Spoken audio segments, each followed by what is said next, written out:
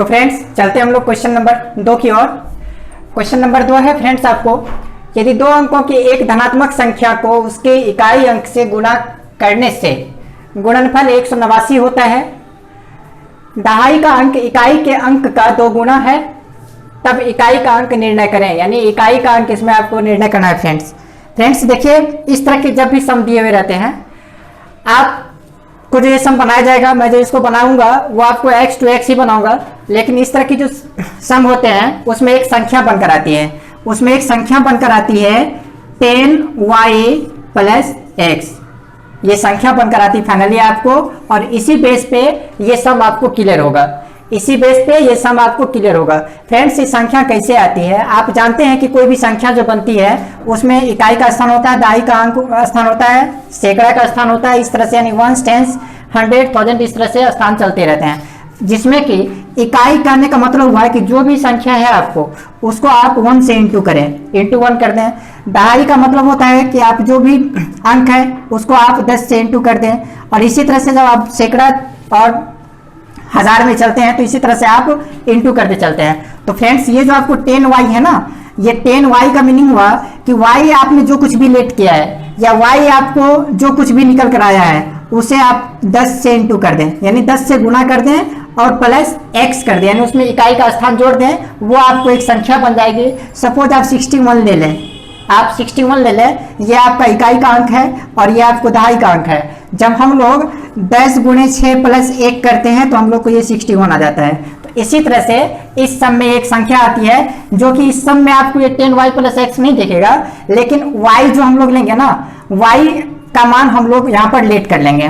तो चलते हम लोग देखते हैं पहले इस सम में क्या माना जाएगा, क्या इसमें क्लियर है और क्या इसमें आपको क्लियर नहीं किया हुआ है। फ्रेंड्स इसमें एक चीज क्लियर है कि इकाई अंक से 2 गुना, यानी यहां पर आपको दहाई का अंक इकाई के अंक का 2 गुना है, यानी जो दहाई का अंक है, जैसे कि मैंने कहा था y है, तो y आपको इकाई का अंक का 2 गुना है। अगर आप इकाई का अंक अगर x लेते हैं, इकाई का अंक अगर आप x लेते हैं ना, तो इसे आप y के साथ गुना कर दें और ये जो x y बनकर आएगा ये आपको दहाई का अंक स्थान हो जाएगा। तो इसी तरह से हम लोग मानते हैं कि माना कि संख्या का इकाई अंक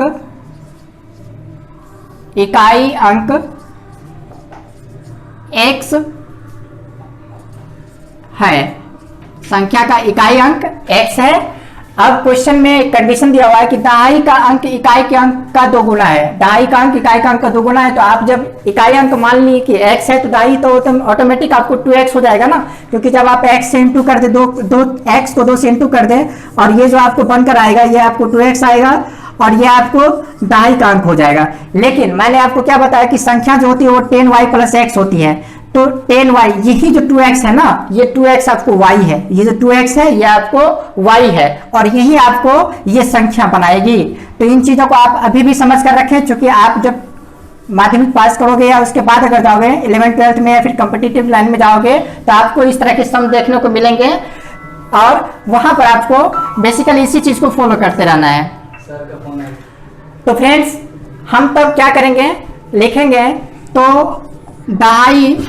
दहाई का अंक, तो दहाई का अंक बराबर 2 इंटू इकाई का अंक, 2 इंटू इकाई का अंक, जो इकाई का अंक है या इकाई का स्थान उससे आप इंटू कर दे। तो इकाई का अंक क्या माना मैंने, x माना है ना, तो लिखेंगे 2 into x equal to 2x। ये आपको क्या हुआ, ये आपको दहाई का अंक हो गया। अब संख्या क्या होती है, तो संख्या होती है आपको 10, तो संख्या बराबर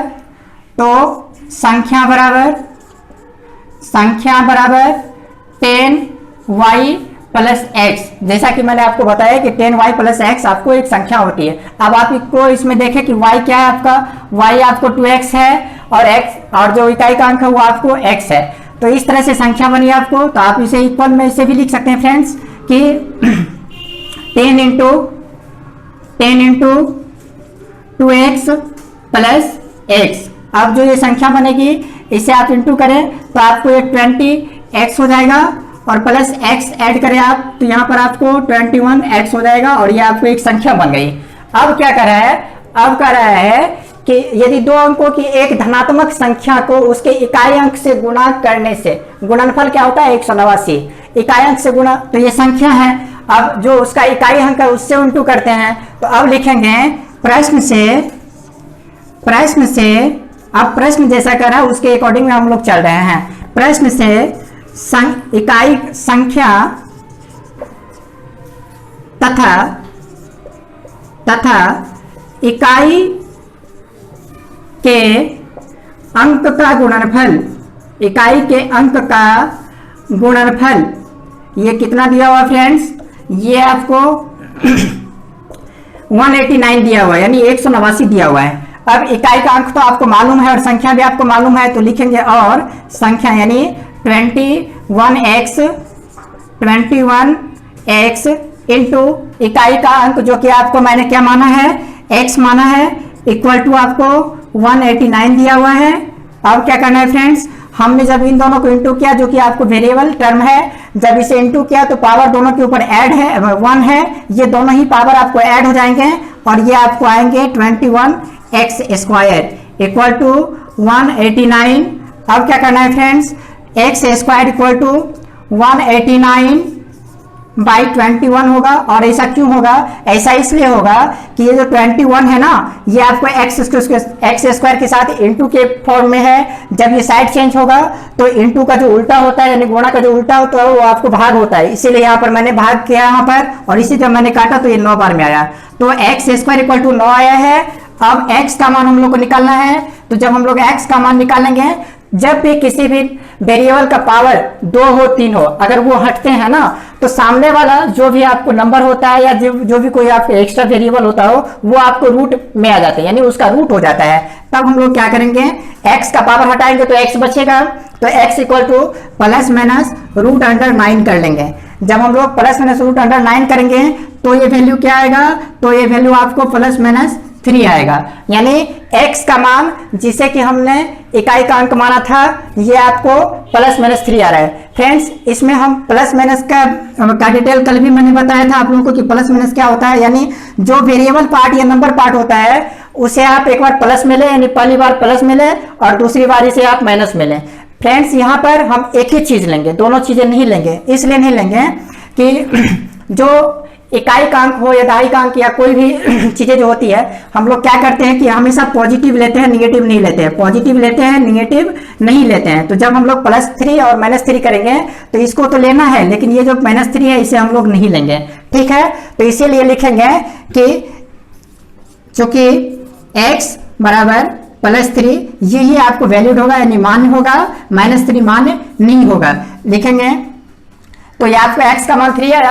अब क्या कर रहा है, इकाई का अंक ना, तो यही जब इकाई का अंक अगर आपको x यानी x का मान 3 आया है तो लिखेंगे इसीलिए इकाई का अंक बराबर इकाई का अंक यानी x बराबर 3, यही आपका इस क्वेश्चन का आंसर होगा। फ्रेंड्स आंसर होगा 3। तो आशा करता हूं कि ये सम आपको समझ में आया होगा। बाय चांस और अगर आपको इसमें कुछ भी प्रॉब्लम दिखे तो आप कमेंट बॉक्स में जाएं, कमेंट करें और मुझे बताएं कि इसमें क्या आपको दिक्कतें हो रही है। कुछ भी दिक्कत आने से मैं दोबारा इस वीडियो के मार्फत से मैं आपको समझाने की कोशिश करूंगा। चलते हैं हम लोग क्वेश्चन नंबर 3 में। क्वेश्चन नंबर 3 दिया हुआ है, सलमा का वेग अनिक के वेग से 1 मीटर पर सेकेंड अधिक है। 180 मीटर दौड़ने पर सलमा अनिक से 2 सेकंड पहले पहुंची। अनिक का वेग प्रति सेकंड कितना होगा, हिसाब करें। जो सलमा और अनिक है दोनों में जब तुलना की जा रही है तो ये पाया जा रहा है कि सलमा अनिक से 1 मीटर पर सेकंड फास्ट है। जब 180 मीटर दोनों को ही दौड़ना हो तो इसके लिए सलमा क्या करती है, सलमा को कितना लगता है, सलमा अनिक से 2 सेकंड पहले पहुंच जाती है, तब अनिक का वेग प्रति सेकंड कितना है इस चीज को बताना है। हर चीज हम लोग को पहले मान लेना है, एक चीज मानना है, दूसरा कंडीशन हम लोग को दिया हुआ है, या तो उसमें दूसरे कंडीशन को आप प्लस करेंगे तो पा जाएंगे, या फिर माइनस करेंगे तो आप दूसरा कंडीशन पा जाएंगे, लेकिन पहला कंडीशन है उसे पकड़ना है और उसे मान लेना है। तो मानते हैं हम लोग कि अनिक का जो वेग है ना वो पर सेकंड कितना है। तो माना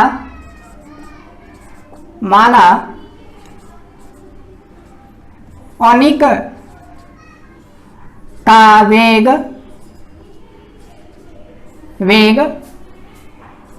x मीटर पर सेकंड है। अनिक का वेग x मीटर पर सेकंड है। फ्रेंड्स मैंने यहाँ पर मान लिया कि अनिक का वेग x मीटर पर सेकंड है। अब आप जरा सोचे तो आप लोग भी ये जान लेंगे कि जो सलमा है उसका वेग कितना है। सलमा का दिया हुआ है कि अनिक के वेग से 1 मीटर पर सेकंड अधिक है, तो सलमा का वेग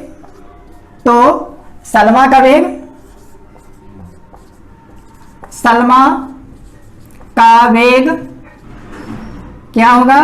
सलमा का वेग होगा x + 1 मीटर पर सेकेंड, x + 1 मीटर पर सेकेंड, ये सलमा का वेग है।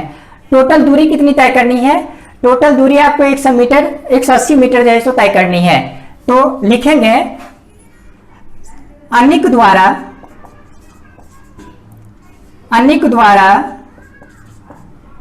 180 मीटर की दूरी तय करने में लगा समय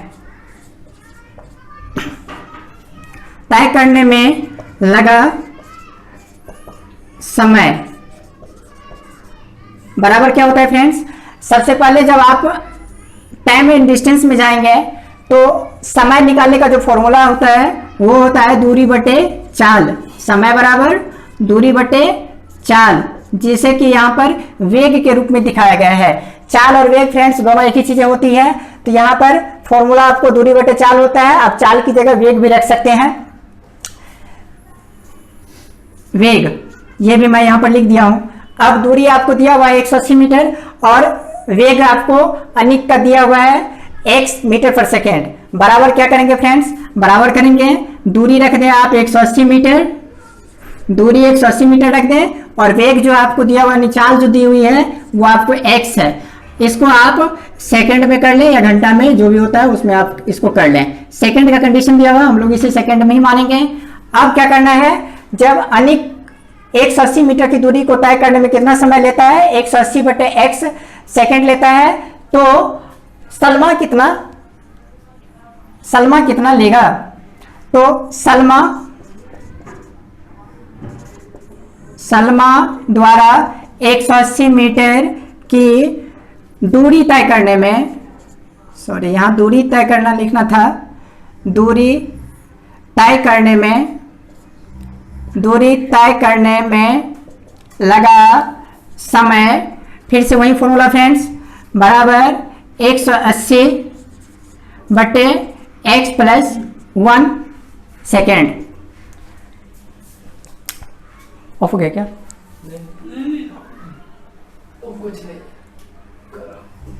ठीक है, तो ये पहला कंडीशन था। अब क्या करना है, 180 मीटर दौड़ने पर सलमा अनिक से 2 सेकंड पहले पहुंची। ये जो 2 सेकंड है ना, ये वाइटल चीज है। यहाँ पर यही वो पॉइंट है जिसपे सम बनेगा। आप यहाँ कुछ माने या ना माने, वो पहले की स्थिति है, लेकिन बाद की जो स्थिति है इसी के ऊपर जो है आपको सम बनेगा, क्योंकि ये आपको बराबर में रखना है। ये जो भी चीजें आपको दी हुई रहती है इसे बराबर में रखा जाता है और तब क्रॉस मल्टीप्लिकेशन किया जाता है। उससे फॉलो करते हुए हम लोग को एक क्वाड्रेटिक इक्वेशन बनाना पड़ता है। अगर ये न दिया हुआ रहे तो यहाँ पर एक 0 हो जाएगा, और जब 0 हो जाएगा तो फिर आपको क्वाड्रेटिक इक्वेशन बनेगा नहीं। तो फ्रेंड्स ये वाइटल चीजें हैं। ये क्या होता है, आपको एक अंतर के रूप में आता है। 2 सेकंड पहले पहुंची, यानी 2 सेकंड पहले, मतलब वो तो सलमा जो है उससे ज्यादा फास्ट है ना, अधिक है। तो ये जो अधिक है ना, ये अधिक आपको बता रहा है कि ये जो 2 सेकंड है ना, ये आपको हमेशा अंतर में लिखा जाएगा और वो बराबर में लिखा जाएगा। तो लिखेंगे, अब प्रश्न से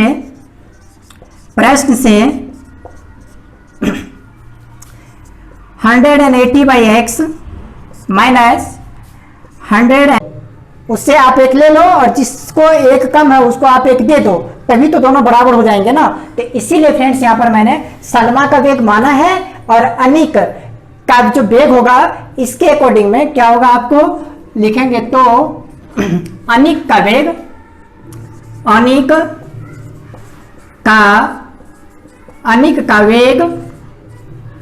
अनिक का वेग बराबर x माइनस 1 मीटर पर सेकेंड, x माइनस 1 मीटर पर सेकेंड।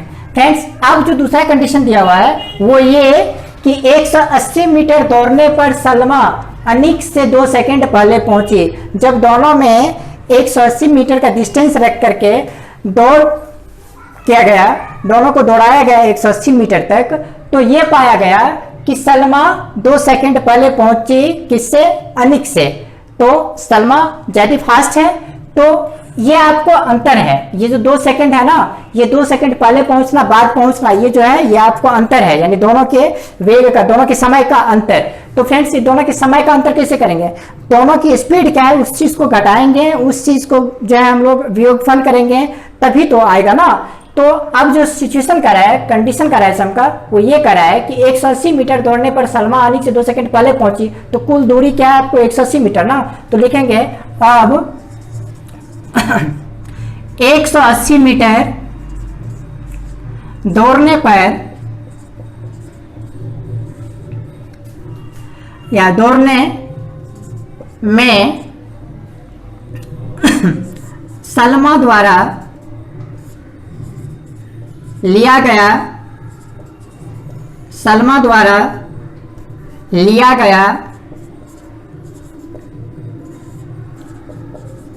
समय।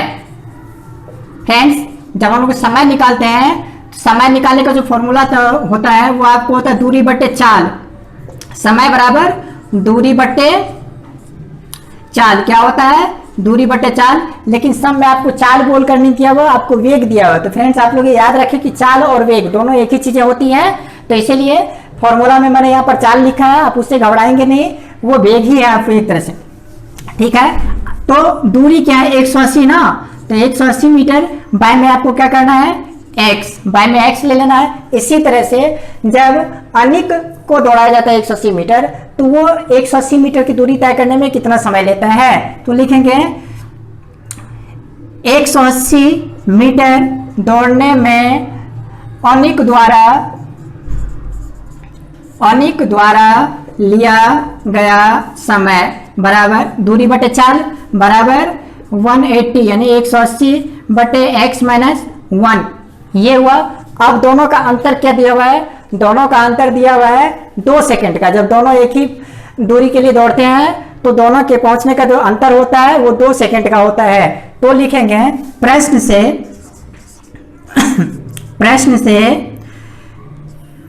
180 by x minus 180 by x minus 1 equal to 2। अब क्या करना है फ्रेंड्स, 180 इंटू एक्स कर देंगे। फ्रेंड्स हम लोग जब इसका एलसीएम निकालेंगे, फिर एलसीएम जो आएगा उस एलसीएम में हम लोग x से भाग देंगे, जो भागफल आएगा उस भागफल को हम लोग न्यूमरेटर यानी अंश से इंटू करेंगे, तब आएगा। तो फ्रेंड्स उतना करने से अच्छा है कि आप लोग ये जान लें कि क्रॉस वाइज करके इंटू करके यहाँ लिखे और इन दोनों को इंटू करके साइन के साथ इस साइड में लिखे। यानी ये जो टर्म है इसका जो अंश है ना, सेकेंड टर्म का जो अंश है उस अंश को फर्स्ट टर्म की जो हर है उसके साथ इंटू करें, और जो फर्स्ट टर्म के जो अंश है उसको आप सेकेंड टर्म के जो हर होते हैं यानी डिनोमिनेटर होते हैं उससे आप इंटू करें। तो फ्रेंड्स ऐसा ही मैंने यहाँ पर किया है कि फर्स्ट टर्म का जो डिनोमिनेटर है उससे मैंने सेकेंड टर्म के न्यूमरेटर को इंटू किया, वही हमारा यहाँ पर 180x बनकर आया है। फ्रेंड्स अब बीच में साइन x माइनस है ना, तो माइनस का साइन मैंने लिया। अब जो फर्स्ट टर्म के न्यूमरेटर है अंश, उसको हम लोग सेकेंड टर्म के डिनोमिनेटर से इंटू करेंगे, तो लिखेंगे 180 into X minus 1 equal to 2, और बाय में क्या लिखेंगे फ्रेंड्स, दोनों को इंटू करके, यानी x इंटू एक्स माइनस 1, क्योंकि दोनों अलग अलग चीजें हैं। तो जब दोनों अलग अलग चीजें होती हैं तो क्या होता है, एक प्राइम नंबर के रूप में होता है, एक अभाज्य संख्या के रूप में रहता है। और जब दो अभाज्य संख्या है बाय में आपको आते हो तो दोनों का एलसीएम निकालने के लिए उसे एक दूसरे के साथ इंटू कर देना पड़ता है। तो वही काम यहाँ पर मैंने फ्रेंड्स किया है। अब क्या करना है, अब करना है आपको इसको जब हम लोग सोल्व करते हैं तो 180x माइनस 180x 180x, क्यों? जब आप 180 को x इंटू करते हो तो 180 ही आता है, और माइनस इंटू माइनस आपको फिर यहाँ पर प्लस हो जाएगा, तो साइन मैंने प्लस ले लिया, और 180 को अगर हम लोग ने a1 से इंटू किया तो 180 आया। बाय में क्या लिखेंगे, X square minus X equal to 2। Friends यहाँ ये दोनों चीजें आपको कट जाएंगे, क्यों कि हर चीज सेम है लेकिन साइन आपको अलग है। तो जब सारी चीजें एक ही होती हैं और साइन अगर अलग होते हैं तो दोनों आपस में कट जाते हैं और उसका वैल्यू आता है 0। तो इसका वैल्यू यहाँ पर आपको 0 आ गया है। अब ये क्या बचा आपको फ्रेंड्स, यहाँ पर जब हम लोग इसे इंटू कर लेते हैं तो 2 इंटू एक्स स्क्वायर करने से 2x स्क्वायर हो जाएगा, 2 इंटू एक्स करने से आपको 2x हो जाएगा, इक्वल टू में आपको 180 आ जाएगा। अब क्या करना है फ्रेंड्स, द्विघात समीकरण बनाना है ना, तो ये जो टर्म है ये हमारा एक कांस्टेंट टर्म है जो कि राइट हैंड साइड में है, वो साइड चेंज करेगा, लेफ्ट हैंड साइड में आएगा, और जो साइन उसका पॉजिटिव है वो आपको नेगेटिव हो जाएगा। तो फ्रेंड्स जब हम लोग इसे लिखें तो लिखेंगे X square minus 2x minus 180 equal to 0। अब ये हमारा क्वाड्रेटिक इक्वेशन बना है। अब हम लोग इसे देखेंगे कि क्या कुछ ऐसी चीजें हैं जो कि कॉमन आ रही हो। जी यहाँ पर आपको 2 एक ऐसा टर्म है जो कि आपको कॉमन आ रहा है सारे टर्म्स के लिए। तो 2 से 2x स्क्वायर को डिवाइड किया तो 2 और 2 कट के आपको x स्क्वायर दिया, फिर 2 से 2x को डिवाइड किया हम लोग तो x दिया, और फिर 2 से 180 को डिवाइड किया हम लोग तो यहाँ पर आपको 90 दिया, इक्वल टू में 0। फ्रेंड्स एक स्टेप और यहाँ पर लेते हैं। अब यहाँ पर जो नेक्स्ट स्टेप आएगा वो आएगा आपको X square minus X minus 90 equal to 0। और ये 0 क्यों आएगा, तो फ्रेंड्स ये 2 इन तीनों ही टर्म के साथ इनटू है, साइड चेंज होगा तो डिवाइड हो जाएगा, और जब हम लोग 0 में किसी संख्या से डिवाइड करते हैं, भाग देते हैं, तो रिजल्ट हमारा 0 ही आता है। वही रिजल्ट हमारा यहाँ पर 0 आया है, जो कि हमको क्या दिया है, एक क्वाड्रेटिक इक्वेशन का रूप दिया है। फ्रेंड्स अब हम लोग इसे क्या करेंगे, सोल्व करेंगे। आप इसे दोनों ही तरीके से सोल्व कर सकते हैं। एक तो फैक्टर मेथड से, जैसा कि पिछले सारे वीडियोस में मैंने आप लोगों को करवाते आए हैं। इस वीडियो में मैं आप लोगों को श्रीधर आचार्य जी के फॉर्मूला को यूज करते हुए बता रहा हूं, क्योंकि ये पूरा चैप्टर ही वही है। तो आप चाहे तो उसमें भी आप यूज कर उस फॉर्मूला फैक्टर मेथड को भी आप यूज कर सकते हैं, चाहे तो श्रीधर आचार्य का फॉर्मूला भी आप यूज कर सकते हैं। तो फ्रेंड्स चले हम लोग श्रीधर आचार्य का फॉर्मूला ही यूज करते हैं। उसके लिए हम लोग को लिखना होगा कि चूंकि X square minus X minus 90 equal to 0 में a equal to 1, b equal to -1, c equal to -90। Friends ये हुआ a b और c का वैल्यू। अब देखेंगे इसीलिए x equal to minus B plus minus root under B square minus 4ac by 2a। अब क्या करना है फ्रेंड्स, सबका वैल्यू आप रखते चले। जब सबका वैल्यू आप रखेंगे तो a का वैल्यू माइनस बी का वैल्यू क्या है आपको, माइनस बी का वैल्यू आपको -1 है। कंटिन्यू दोनों ही साइन को हम लोग एक साथ नहीं लिख सकते, इसके लिए ब्रैकेट लेने की आवश्यकता होती है, जैसा कि मैंने यहाँ पर ले लिया है। अब क्या करना है फ्रेंड्स, माइनस और प्लस आप तब तक साथ में लेते रहेंगे जब तक ये रूट के अंदर जो टर्म है वो पूरी तरह से सब जब तक सोल्व ना हो जाए, यानी जब तक ये पूरी तरह से आपको रूट सोल्व ना हो जाए तब तक हम लोग प्लस और माइनस के साइन को एक साथ लेते रहेंगे। फ्रेंड्स अब बी स्क्वायर है ना, तो बी का तो वैल्यू आपको -1 है, तो आप -1 का स्क्वायर करेंगे प्लस 4ac, 4 इंटू ए क्या है आपको, ए तो आपको 1 है ना, तो यहाँ पर मैंने 1 करा, इंटू में क्या करना है फ्रेंड्स c यानी -90 से इंटू करना है। अब इसे आप क्या करें, ब्रैकेट में लेने पूरे टर्म को, बाय में आप क्या करें 2 इंटू 1, चूंकि a का जो वैल्यू है वो आपको 1 है और बाय में 2a लिखना था, 2a होता है फॉर्मूला में। अब जब हम लोग इसे सोल्व करते हैं तो क्या पाएंगे, जब इसे सोल्व करते हैं तो माइनस इंटू माइनस प्लस हो जाता है, और यहाँ पर प्लस और माइनस लेते हैं, -1 का स्क्वायर करते हैं तो 1 आता है। और जब हम लोग इसे सोल्व करते हैं 4 इंटू 1 और माइनस, सॉरी यहाँ पर तो -4ac होगा ना, तो माइनस होना चाहिए था, माइनस इंटू माइनस करते हैं तो साइन आपको प्लस हो जा रहा है, यहाँ पर साइन प्लस लिया और 4 × 4 और 9 चौके 36 लिखा और उस पर 0 उतारा तो ये 360 हुआ, जो कि हमारा किस में है, रूट में है, और बाय में 2 आया। अब क्या करना है फ्रेंड्स, 1 प्लस माइनस, इससे जब हम लोग ऐड करते हैं तो 361 आता है, 361 जो कि आपको रूट में आ रहा है फ्रेंड्स। जब इसे हम लोग सोल्व करते हैं तो कितना पाएंगे, जब इसे हम लोग सोल्व करते हैं तो पाएंगे 1 प्लस माइनस 19, रूट तोड़ेंगे तो क्या पाएंगे 19 और बाय में 2, क्या पाएंगे 19 और बाय में 2। अब क्या करना है फ्रेंड्स, जब हम लोग इन दोनों को, अब जो प्लस और माइनस है ना, रूट तो बिल्कुल पूरी तरह से टूट चुका है। अब हम लोग क्या करेंगे, ये जो प्लस और माइनस का है इसका मतलब होता है कि एक बार आप दोनों चीज़ों को जोड़ें और दूसरी बार दोनों चीज़ों को एक दूसरे से माइनस करें यानी घटाएं। तो फ्रेंड्स माइनस का साइन ना यूज करके पहले हम लोग प्लस का साइन यूज करते, देखते क्या आ रहा है। फ्रेंड्स आप जब हम लोग इनको ऐड करते हैं तो लिखेंगे 1 प्लस 19/2, तो क्या हो रहा है 20/2। ये क्या दिया आपको 10, ये आपको 10 दिया ना, यानी x का जो वैल्यू आया वो आपको 10 आया जब हम लोगों ने प्लस लिया है।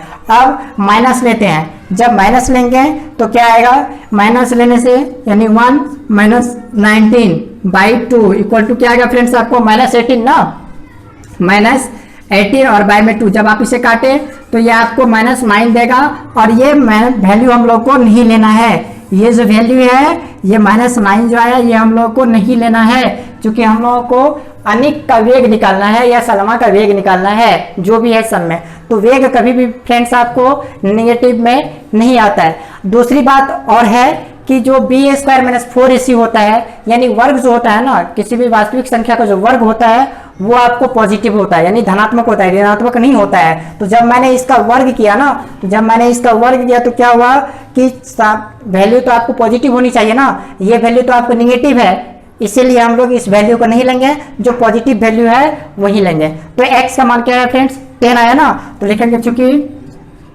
x बराबर 10, हम लोगों ने क्या माना था, हम लोगों ने माना था कि सलमा का वेग x मीटर पर सेकंड है, बराबर चूंकि x बराबर 10 यानी सलमा का वेग ये 10 आया है ना, आप 10 - 1 मीटर पर सेकंड कर दें, मीटर पर सेकंड कर दें और जो आएगा वही आपका आंसर हो जाएगा। फ्रेंड्स अब इसे हमने माइनस किया तो क्या आया, अनिक का वेग निकल कर आया आपको फ्रेंड्स 9 मीटर पर सेकंड, ये आपको अनिक का वेग निकल कर आया है। फ्रेंड्स आशा करता हूँ कि ये वीडियो और ये सम आपको समझ में आया होगा।